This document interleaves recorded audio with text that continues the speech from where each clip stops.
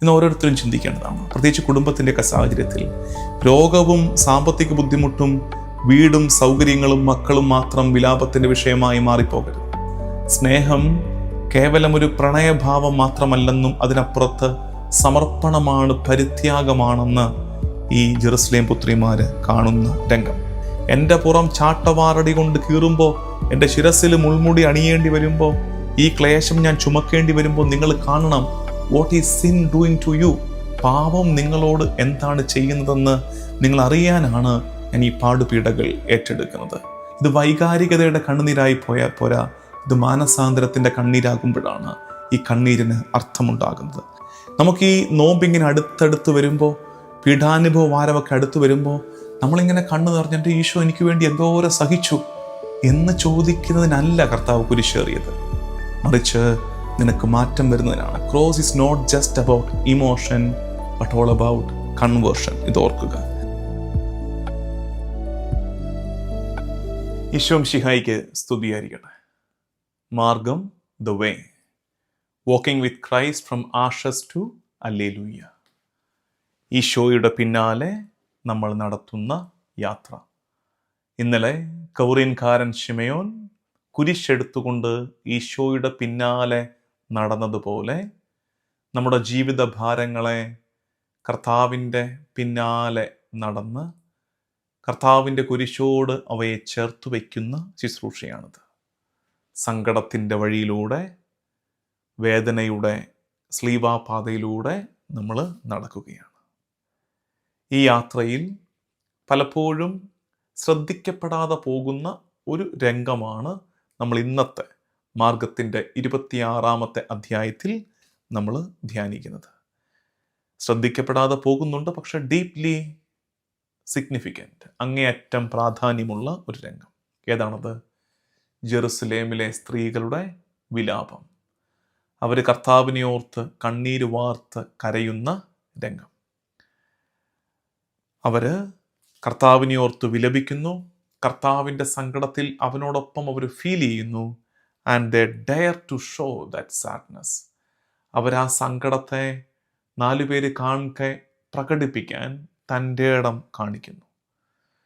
സ്ലീവായുടെ വഴിയിൽ, കുരിശിൻ്റെ വഴിയിൽ കണ്ണീര് വീഴുന്ന രംഗം. ഈ യാത്രയിൽ ഇതേറെ ശബ്ദായമാനമായ ഒരു സാഹചര്യമാണ്. ഏറെ നോയിസുള്ള, കോലാഹലങ്ങളുള്ള ഒരു യാത്രയാണ്.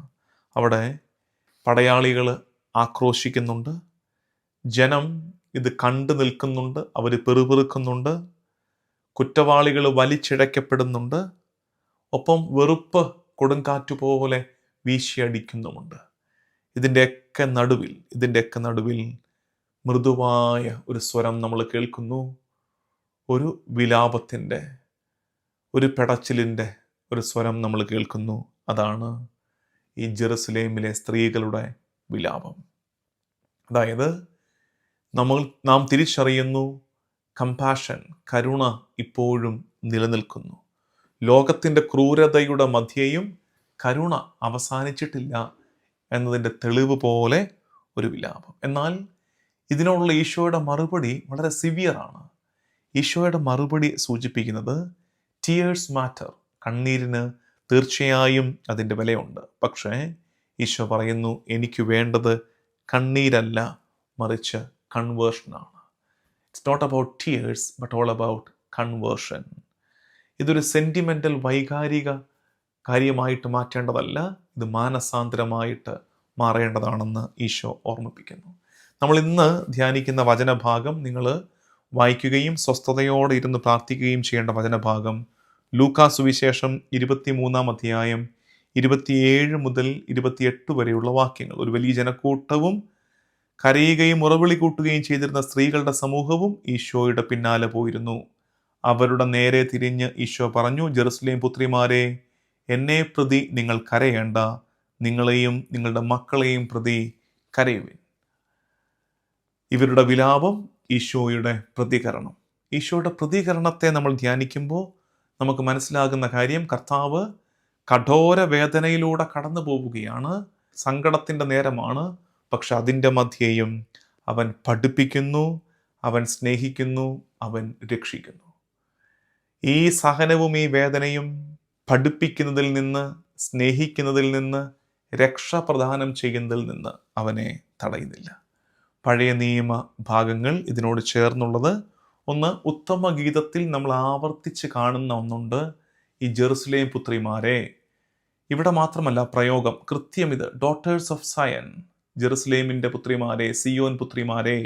അത് നമ്മൾ ഈ ഉത്തമഗീതത്തിൻ്റെ 3-ാം അധ്യായം 5-ാം വാക്യം, ഉത്തമഗീതം 5:8, ദ സോങ് ഓഫ് സോളമൻ, അതാണ് ഉത്തമഗീതം 5:8, ചാപ്റ്റർ 5 വേഴ്സ് 8, ചാപ്റ്റർ 5 വേഴ്സ് 16, ഇവിടെയൊക്കെ നമുക്കിത് കാണാൻ പറ്റും. അവിടെ നമ്മൾ ഈ ജെറുസലേം പുത്രിമാരെ കാണുന്നത് എ കൈൻഡ് ഓഫ് കോറസ്, ഒരുമിച്ച് സംഘമായി ഗീതം ആലപിക്കുന്നവർ, അല്ലെങ്കിൽ സ്നേഹത്തിൻ്റെ സാക്ഷികൾ. ഇവർ തമ്മിലുള്ള, ഈ പ്രിയപ്പെട്ടവളും പ്രിയതമനും തമ്മിലുള്ള സ്നേഹത്തിൻ്റെ സാക്ഷികൾ. അവർ ഈ പ്രിയപ്പെട്ടവരെ ചേർത്ത് പിടിക്കാൻ വേണ്ടി വിളിക്കപ്പെട്ട സോദരിമാർ, അവരൊക്കെയാണ് ഈ ജെറുസലേം പുത്രിമാർ. പക്ഷേ ഇപ്പോൾ അവർ കാണുന്നു, ഈ പ്രിയപ്പെട്ടവൻ, വരൻ, അവൻ മുറിവേറ്റ് നിൽക്കുന്നു. Bridegroom walks to death, മരണത്തിലേക്ക് അവൻ നടന്നു കയറുന്നു. സഹിക്കുന്ന സ്നേഹം അവർ കാണുന്നു. അപ്പോൾ ഇത് അൾട്ടിമേറ്റ് ലവ് സോങ് ആയിട്ട് മാറുകയാണ്. ഇവരുടെ വിലാപം ആത്യന്തികമായ പ്രണയഗാനമായി. കാരണം അത് അവർ തിരിച്ചറിയുന്നു, love is not about just romance but about sacrifice. സ്നേഹം കേവലം ഒരു പ്രണയഭാവം മാത്രമല്ലെന്നും അതിനപ്പുറത്ത് സമർപ്പണമാണ്, പരിത്യാഗമാണെന്ന് ഈ ജെറുസലേം പുത്രിമാർ കാണുന്ന രംഗം. ഇനി ഇസ്രായേലിൻ്റെ ചരിത്രത്തിൽ, അവരുടെ പാരമ്പര്യത്തിൽ സ്ത്രീകൾ വിലപിക്കുന്നത് പല ആവർത്തി നമ്മൾ കാണാറുണ്ട്. ചിലപ്പോൾ അത് രാജ്യത്തിന് ഒരു അപകടം വരുമ്പോൾ, അല്ലെങ്കിൽ മരണമുഖത്ത് വിപ്രവാസത്തിലേക്ക് പോകേണ്ടി വരുമ്പോൾ ഒക്കെ സ്ത്രീകൾ വിലപിക്കുന്നത്. അപ്പോൾ ഒരു സങ്കടത്തിൻ്റെ, അപകടത്തിൻ്റെ നേരത്ത് സ്ത്രീകളുടെ വിലാപം യഹൂദ രീതിയാണ്.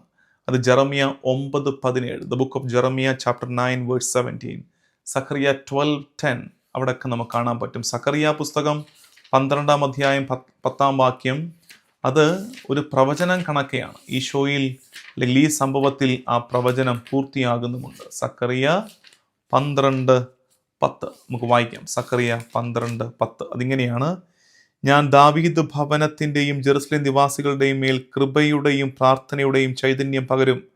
അപ്പോൾ തങ്ങൾ കുത്തി മുറിവേൽപ്പിച്ചവനെ നോക്കി ഏകജാതനെ പ്രതി എന്ന പോലെ അവർ കരയും, ആദ്യജാതനെ പ്രതി എന്ന പോലെ ദുഃഖത്തോടെ വിലപിക്കും. ഏകജാതനെ പ്രതി എന്ന പോലെ കരയുന്ന, ആദ്യജാതനെ പ്രതി എന്ന പോലെ വിലപിക്കുന്ന രംഗമാണ് ഇവിടെ നമ്മൾ കാണുന്നത്. ഇനി രക്ഷാകര ചരിത്രത്തിൽ ഈ ജെറുസലേം സ്ത്രീകളുടെ വിലാപത്തിൻ്റെ പ്രാധാന്യം എന്താണ്? അവിടെ ആ പ്രാധാന്യം എന്താണെന്ന് വെച്ചാൽ, ബൈബിൾ ആകമാനം നമ്മൾ കാണുന്നൊരു കാഴ്ച, do not merely sorry for me, വെച്ചാൽ കർത്താവ് കടന്നു പോകുന്ന ആ സഹനാനുഭവത്തോട്, സഹാനുഭൂതിയോട് നിൽക്കാനല്ല നമ്മൾ വിളിക്കപ്പെട്ടിരിക്കുന്നത്. Understand what sin is doing to you. അതായത് ഞാൻ ഈ ഈശോ പറയുക, ഞാൻ ഈ സ്ലീവായി എടുക്കുമ്പോൾ, എൻ്റെ പുറം ചാട്ടവാറടി കൊണ്ട് കീറുമ്പോൾ, എൻ്റെ ശിരസിൽ മുൾമുടി അണിയേണ്ടി വരുമ്പോൾ, ഈ ക്ലേശം ഞാൻ ചുമക്കേണ്ടി വരുമ്പോൾ, നിങ്ങൾ കാണണം what is sin doing to you. പാപം നിങ്ങളോട് എന്താണ് ചെയ്യുന്നതെന്ന് നിങ്ങൾ അറിയാനാണ് ഞാൻ ഈ പാടുപീഡകൾ ഏറ്റെടുക്കുന്നത്. അപ്പോൾ പാപത്തിൽ നിന്ന് തിരിയേണ്ടതാണ് ആവശ്യം. ദൈവം നമ്മുടെ മുമ്പിലേക്ക് കരുണ വെച്ച് നീട്ടുകയാണ്. God is offering mercy, humanity must respond. അതുകൊണ്ടാണ് നമ്മൾ ആവർത്തിച്ച് പറയുന്നത്, ഈ വിലാപം ഒരു ഇമോഷണൽ വിലാപമാകരുത്, അത് കൺവേർഷൻ ആകണം. പിതാക്കന്മാർ പഠിപ്പിക്കുന്നതും സമാനമായ കാര്യമാണ്. അതായത് ടീയേഴ്സ് ഓഫ് ഇമോഷൻ ആയാൽ പോരാ, ടീയേഴ്സ് ഓഫ് കൺവേർഷൻ ആകണം. ഇത് വൈകാരികതയുടെ കണ്ണുനീരായി പോയാൽ പോരാ, ഇത് മാനസാന്തരത്തിൻ്റെ കണ്ണീരാകുമ്പോഴാണ് ഈ കണ്ണീരിന് അർത്ഥമുണ്ടാകുന്നത്. അഗസ്തിനോസ് പുണ്യാളൻ പറയുന്നു, weep for the wound of sin so that the physician may heal you. നിങ്ങളുടെ പാപത്തിൻ്റെ മുറിവുകളെ ഓർത്ത് വിലപിക്കുവിൻ, ആ വിലാപത്തിൽ വൈദ്യൻ നിങ്ങളെ സുഖപ്പെടുത്തുമെന്ന്. ജോൺ ക്രിസോസ്റ്റം പിതാവ് പറയുന്നത്, he is concerned about their sins than his wounds. He is concerned about their sins than his wounds. കുരിശേറി Calvary മലയിലേക്ക് കയറുമ്പോഴും തൻ്റെ മുറിവുകളെക്കുറിച്ചല്ല കർത്താവിൻ്റെ ആവലാതി, കർത്താവിൻ്റെ സങ്കടം അവരുടെ പാപങ്ങളെ ഓർത്ത്. നിങ്ങളായിരിക്കുന്ന അവസ്ഥയെക്കുറിച്ച് ചിന്തിക്കുവിനെന്നാണ് ഈശോ പറഞ്ഞതെന്ന് ജോൺ ക്രിസോസ്റ്റം പിതാവ്. അംബ്രോസ് പിതാവ്, സെയിൻറ്റ് അംബ്രോസ് പറയുന്നു, ഇത് cross demands not emotion but conversion. ഇത് ഓർത്ത് വെച്ചേ. Cross demands not emotion but conversion. നമുക്ക് ഈ നോമ്പിങ്ങനെ അടുത്തടുത്ത് വരുമ്പോൾ, പീഠാനുഭവ വാരമൊക്കെ അടുത്ത് വരുമ്പോൾ നമ്മളിങ്ങനെ കണ്ണു നിറഞ്ഞിട്ട് ഈശോ എനിക്ക് വേണ്ടി എന്തോരം സഹിച്ചു എന്ന് ചോദിക്കുന്നതിനല്ല കർത്താവ് കുരിശേറിയത്, മറിച്ച് നിനക്ക് മാറ്റം വരുന്നതിനാണ്. Cross is not just about emotion but all about conversion. ഇത് ഓർക്കുക. കത്തോലിക്ക സഭയുടെ പഠിപ്പിലും CCC 14302-1433 അവിടെ വായിക്കുന്നത് interior repentance and conversion of heart. ഇതാണ് കോർ. ആന്തരികമായ മാനസാന്തരവും മനസ്സിൻ്റെ ഹൃദയത്തിൻ്റെ മാറ്റവും. അതാണ് ഈശോയുടെ കുരിശുമരണം നമ്മളിൽ നിന്ന് ആവശ്യപ്പെടുന്നതെന്ന് തിരിച്ചറിയാം.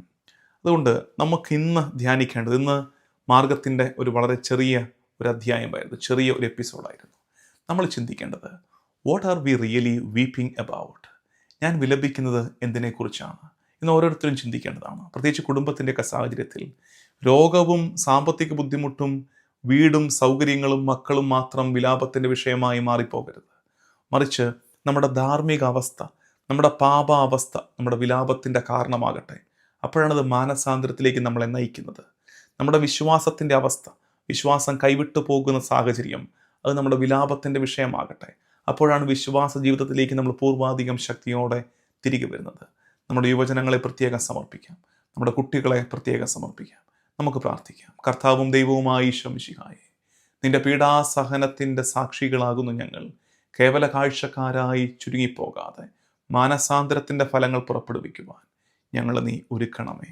നമ്മുടെ കർത്താവ് ഈശോ മിശിഹായുടെ കൃപയും പിതാവായ ദൈവത്തിൻ്റെ സ്നേഹവും പരിശുദ്ധാത്മാവിൻ്റെ സഹവാസവും എന്നും എക്കാലവും കൂടെ ഉണ്ടായിരിക്കട്ടെ, ഇപ്പോഴും എപ്പോഴും എന്നേക്കും. ആമേൻ.